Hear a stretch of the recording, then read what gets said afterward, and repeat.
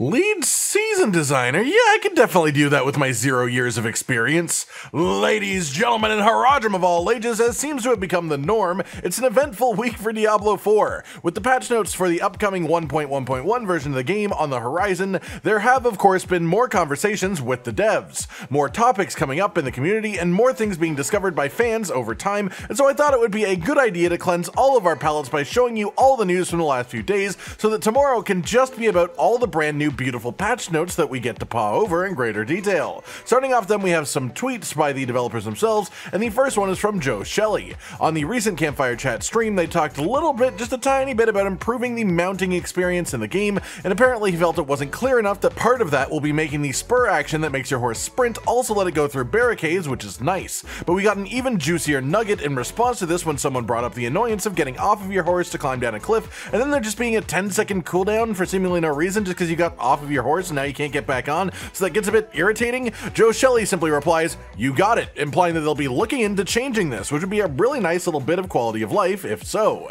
After that, we have something that could very well lead to changes to the Barber Malignant Heart, a favorite of many as it just does insane things to your damage. This Twitter user here says that there is an issue with hashtag Barber Heart, because of course everything has to be a hashtag, everyone knows that, and apparently when someone else in the party has this heart, it disables a lot of the other person's effects. I've seen this myself. I know that the way that the Barber Heart works on a base level sort of disables some on-hit effects or some lucky hit chances depending on the wording of the effect, but this does seem to be even worse in multiplayer scenarios where it disables a lot more interactions for the player who didn't initiate the absorb in the first place. Joseph Pipiora, associate game director, says that they will look into that. Whether that means that they'll look into this interaction just by itself or into hashtag Barber Heart as a whole, we don't know, so just be aware that this heart could receive some changes in the near future. Then we have basically just a recurring issue and response, specifically this one in the Capstone dungeon to unlock World Tier 4. Look at that ridiculous spawn location after dying to Elias, the final boss of the dungeon. It put this person on literally the opposite side of the entire dungeon, even further than the dungeon entrance.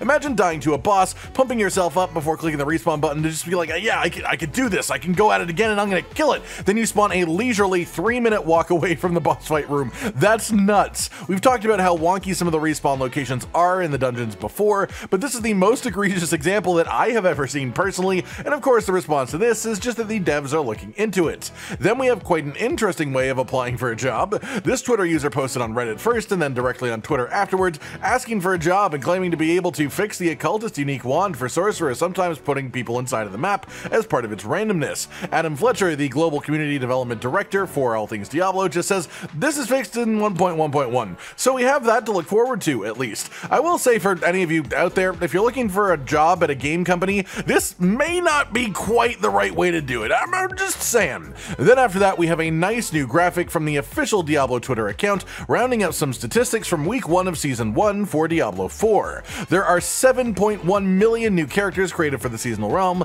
and of those, only about 0.001%, or about 1 in 1,000, have hit level 100. 3.5 million deaths to the Butcher, 12.4 million deaths to Malignant monsters, 1.4 million deaths to Varsham, the new boss. 74.6 billion monsters have been slain in total, which is pretty nuts as a number. 831 million Malignant monsters slain, but only 236 Malignant hearts have been caged. And I think that stat should actually tell the devs something pretty particular. And that specific thing is that the actual animation of clicking on a heart to respawn a Malignant elite is just too long for the general reward unless you know it's going to be a Wrathful. Don't get me wrong, it gets the job done, but they want these mechanics to be smooth as hell, right? And I think if your own internal statistics are saying that 831 Malignant monsters have died, but only about 1 in 4 of those had their hearts caged, there is clearly something not quite right there, right? Then we also have 8 million kills against Varsham logged as well. That makes sense. There are a couple of reasons for that for sure.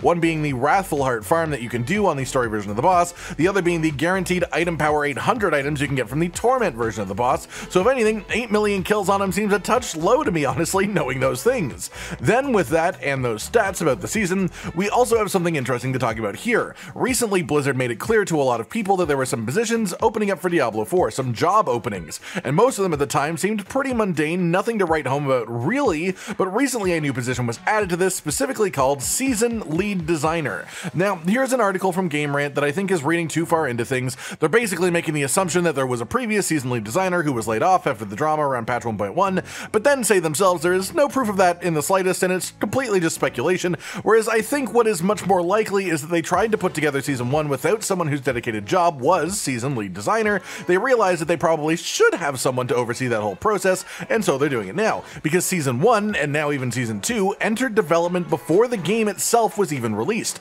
It was probably just the same group of people working the same way as they did on the base game. Now that the game is out though, they can shift their focus more towards seasons in general, as that is going to be the main thing that keeps this game moving as far as its longevity. Simple as that. Regardless of this though, this position exists, they are looking for someone to fill it, and hopefully it will be filled by someone with great ideas and the knowledge to execute them as well. And that's why I thought this was worth talking about. If we get the right person for this job into this slot, it's likely Diablo 4 Seasons will get much better as we move forward. If we don't, then, well, they won't. With that then, we actually have some good news. In a recent patch, they snuck in the line, silent chests would give much better rewards. These are, of course, the random glowing chests that you can run into around the map while exploring. They require keys to open that cost 20 obols and can be purchased by the obol vendor. And now, if you bring one of these to a chest and open it, as this Redditor has found, they have the potential to be just about as good as a Helltide mystery chest, which is actually incredible value. So yeah, that's actually a very significant buff to these, and as a result, I think it would probably be wise for all of us to start carrying around a small stack of these keys. Of which note, it's worth mentioning that you can even have these keys be in your stash permanently and be accessible on all characters at all times, and it will count as having one and let you open the chest if you find them. A simple little thing, but with them being seemingly this valuable now, it's definitely worth going slightly out of your way to do.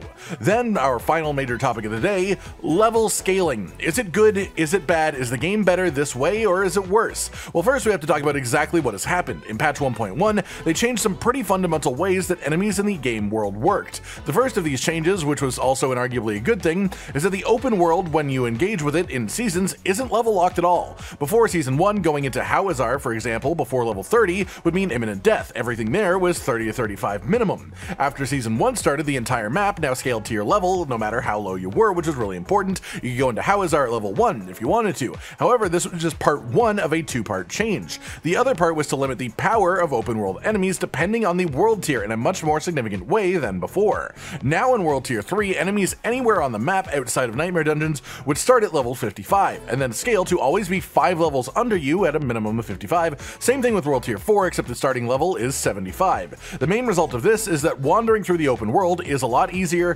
completing random activities is easier if you just want to get them done for the sake of getting them done, but every single activity in the game that isn't Nightmare Dungeons now gives less rewards as a result. Most notably, experience. Fighting enemies above your level gives you bonus experience. Fighting enemies below your level gives you negative experience. So of course, while these changes made most activities easier to achieve, they simply made them far less worth doing. I should also add that Helltide is also excluded from this, of course. The devs clearly want later game XP farming up to 100 to be mostly done in Nightmare Dungeons, though, as of this point. The XP buffs to Nightmare Dungeons show that more than anything else, but the argument can be made, absolutely, wasn't that enough? Once you raise XP gain from Nightmare Dungeons by a whopping 80%, by the way, a very high number, nothing else in the game compared to these from an XP to time standpoint. So why not leave the rest of the world as it was from there, to just let people who want to do it less efficiently but still enjoying the open world reach 100 just a bit slower? Well, there are easily arguments to be made both ways, I guess, but I think the simple question is, why was it even really change? This has a limited effect, none really positive, and we've been seeing people talk about the reasons that they think it has been a negative. To me, at this point, with the answers that they've given about other things,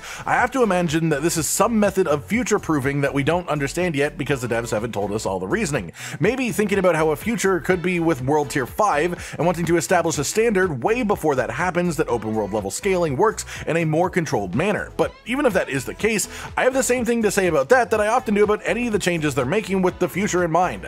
Why is it happening now? Why does this change have to happen right now? Does it have a positive effect on the game right at this moment? If the answer is no, then why give us the change now? Give us the change with the thing that you want it to affect. Why not wait until whatever secondary change that you have planned also is put in the game so that it's a purely positive exchange? I don't know. I don't know what the reasoning was, but I do know that this change wasn't really a gain in anything for most of the player base. It's just a thing that happened, and we don't even really know why, so I think talking about it is a good idea. Maybe the developers will respond and explain it, maybe they'll change it, but we don't know what the reasoning even is until a conversation on the topic begins. And that just about does it for today, everyone. The recent few days of all things Diablo 4, from what the developers have been saying, the stats from the main account for the game, and of course some community conversation about it all as well. I hope you've enjoyed this breakdown, and I'll be back tomorrow to talk in more detail about the patch notes once those are officially released, so we can dive into everything that wasn't even in the Campfire Chat stream. Like if you liked the video, subscribe to the notification notification bell for more, and most importantly, ladies and gentlemen, until next time, stay sweet. Josh, Cotton, and Hollow with the videos, dropping the humor like a hammer on your tippy toes, bringing entertainment on a daily arrangement to take our insanity and turn it into entertainment. Yes, I said entertainment twice, to reiterate that it is nice to look into your faces on a mostly daily basis when you let us in your homes to make the whole world a stage. Goodbye.